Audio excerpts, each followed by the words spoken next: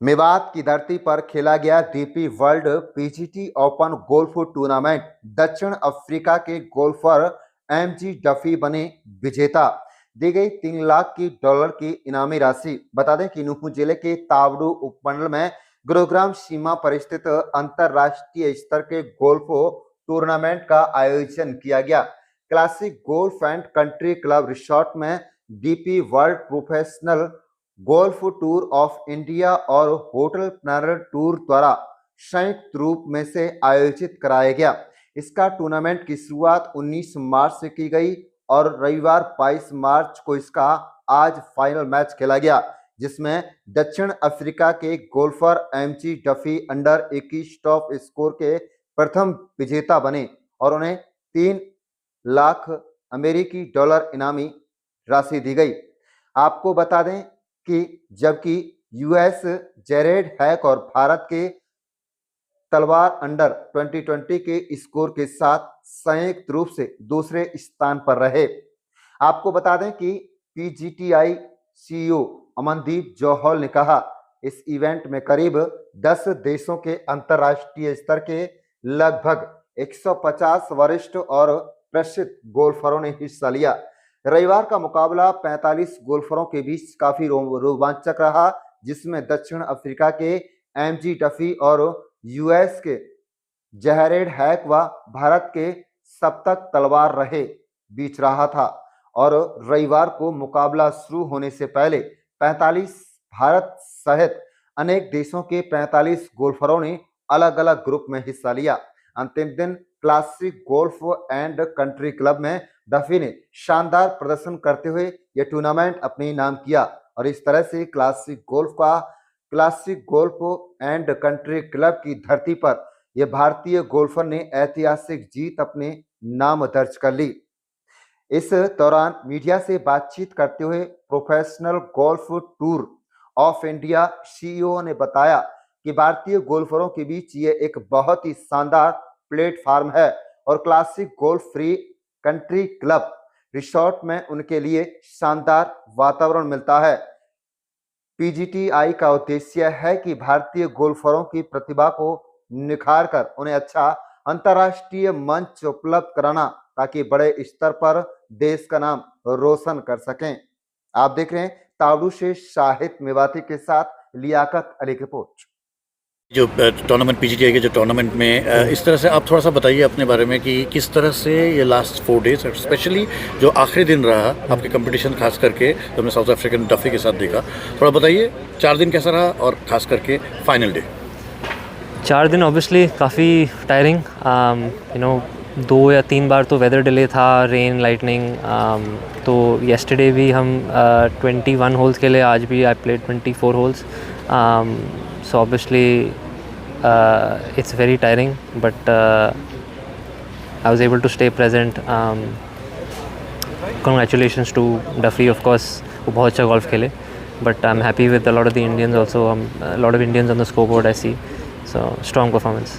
और इस तरह का टूर्नामेंट किस तरह से आपके, जैसे कपिल देव के प्रेसिडेंट है पीजीटीआई के, और पीजीटीआई के इस तरह का टूर्नामेंट क्या मतलब रखती है एक बडिंग क्रिकेटर, एक बडिंग गोल्फर, एक बडिंग यंगस्टर, किस तरह से आपको ये हेल्प करता है? कपिल देव जी ऑफ कोर्स वो 2-2.5 साल से हमारे टूर के साथ इन्वॉल्व हैं, एंड जितना काम दिन रात उन्होंने हमारे टूर के लिए किया है, वी आर वेरी ग्रेटफुल।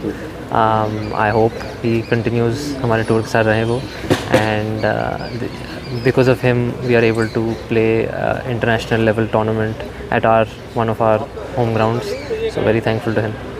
देखिए, हमारे डीपी वर्ल्ड पीजीटीआई का एक पार्टनरशिप है डीपी वर्ल्ड टूर, जो कि यूरोपियन टूर है। तो उसकी बदौलत जो होटल प्लानर टूर है, जिसको हम यूरोपियन चैलेंज टूर बोलते हैं, उस पार्टनरशिप के तहत हमें 2-3 टूर्नामेंट होटल प्लानर टूर के इंडिया में करने ज़रूरी हैं। तो हम ये जो 2 टूर्नामेंट किए हैं हमने पिछले हफ्ते अहमदाबाद में कल्हार ब्लूज़ और ग्रीन्स, और इस हफ्ते classic golf and country club में, ये होटल प्लानर टूर के $300,000 प्राइज़ मनी के टूर्नामेंट्स हैं। अगले हफ्ते टूर्नामेंट होगा DLF golf and country club में, इंडियन ओपन। तो वो फिनाले है डीपी वर्ल्ड टूर का, और ये है run up to that big tournament. तो इससे क्या होता है कि मेरे जो डीपी वर्ल्ड पीजीटीआई के प्लेयर्स हैं, जो इंडियन प्लेयर्स हैं, उनको एक एक्सपीरियंस हो जाता है कि फॉरेनर्स आते हैं, बड़े बड़े प्लेयर आते हैं, तो एक एक्सपीरियंस हो जाता है उनको, एक वार्म अप जिसको बोलते हैं, वार्म अप टूर्नामेंट्स हो जाता है। क्योंकि at the end of the day हम चाहते हैं कि इंडियन ओपन इंडियन ही जीते। अली शेर के टाइम पे, बिल्लू सेठी के टाइम पे इंडियंस ट्रॉफी उठाते थे। काफ़ी साल हो गए हैं कि इंडियन ओपन इंडियन ने नहीं जीता। तो हमारा ये कोशिश है कि पीजीटीआई के जो इंडियन प्लेयर्स हैं वो जाके इंडियन ओपन में जीतें। तो हम उनको एक कंपटीशन देते हैं अच्छे गोल्फ कोर्स में खेलने का। Last week Kalhaar blues and greens international golf course है।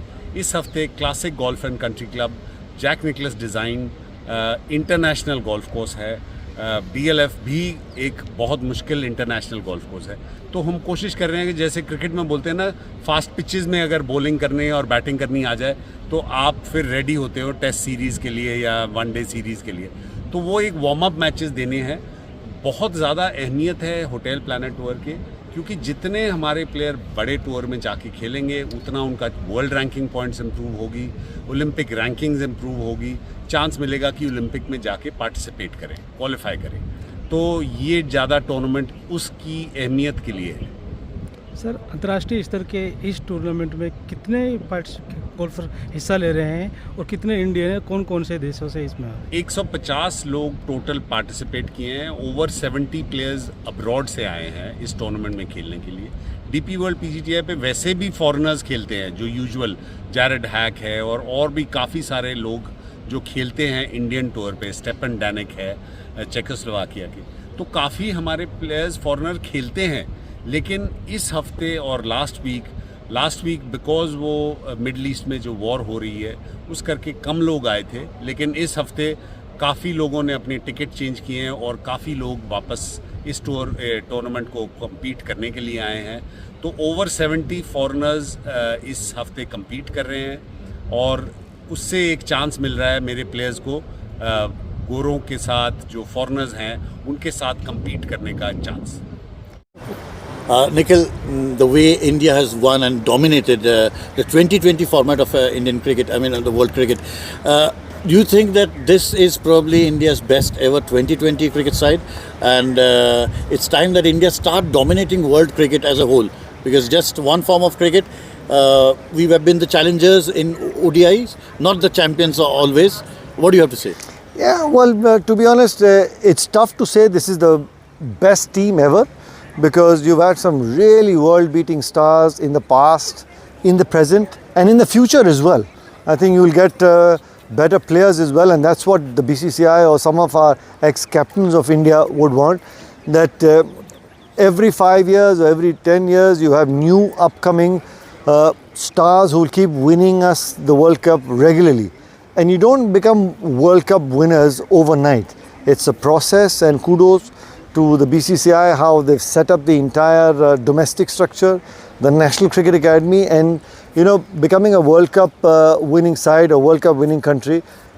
Big difference is also domestic cricket. Now today, just prior to your Syed Mushtaq Ali State Trophy, literally every state in the country has got their own league. So they're playing their own little league format. They're getting ready. They've got the number of matches you need to go out there and showcase your skill set. That fear is gone. To go out there and play the IPL, you do well in front of 30,000-40,000 people, and then you go out there and win games for India. But the 2020 thing is done. The achievement is there. Now, should we focus more on 50 overs cricket, because next year is the ODI World Cup? And should we start preparing about, the players? We have the core players for 2020 cricket. Probably we can field a second team as well. But when it comes to ODI cricket, there are certain loopholes in the middle order or many other things. So do you think that needs to be sorted out from now? Yeah, without a doubt. If you're looking to play your World Cup 11, I'm sure Gautam Gambhir and the BCCI as well as Ajit Agarkar, they've got literally their core strength in mind. And then, like you said, if you are looking to fill up a couple of spots in the middle order or the opening slot, what are the combinations, permutation combinations that you're looking to play? I think all that experimentation will start happening from now or the next series. And that experimentation or permutation will not be more than maybe maximum I'm saying 2 or 3 players. Until unless, God forbid, there's an injury that gets forced, but I don't see too many changes or permutation combinations. I think the blueprint is set. The core strength for Team India in the 50 over World Cup is also pretty much set. Pretty much set. What are the changes if you think that with the present, the last time we were the runners-up, and the ODI format has been sometimes very good and sometimes so ordinary. So do you think that there's certain fundamental changes that needs to be brought up? So for example, the middle order is probably not performing that well compared to the top order.